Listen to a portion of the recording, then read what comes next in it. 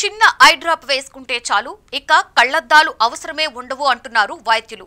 వింటే నమ్మశక్యంగా అనిపించకపోవచ్చు, కానీ ఇది నిజం. 35 ఏళ్లు దాటితే కంటి చూపులో మార్పులు రావడం సర్వసాధారణం. చిన్న అక్షరాలు స్పష్టంగా కనిపించవు, మసకగా కనిపిస్తూ ఉంటాయి. కొన్నిసార్లు అక్షరాలు అలికినట్లుగా కనిపిస్తాయి. గట్టిగా కళ్ళు పెద్దవి చేసి చదివితే తలనొప్పి మొదలైపోతుంది.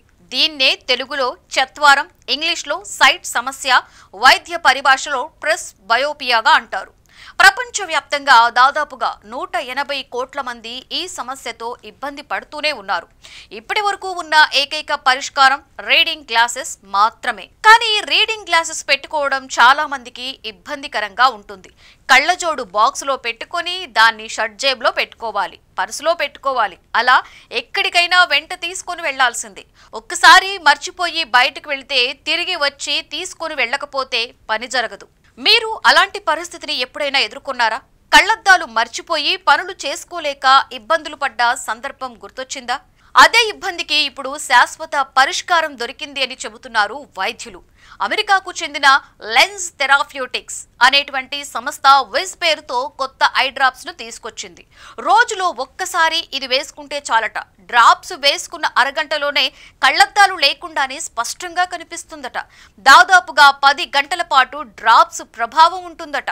ఇంతకు ఇది ఎలా పనిచేస్తుంది అని అడిగితే చాలా సింపుల్ అని చెబుతున్నారు. ఈ డ్రాప్ కంటి మణికట్టు సైజులో చిన్న మార్పును తీసుకొస్తుందట.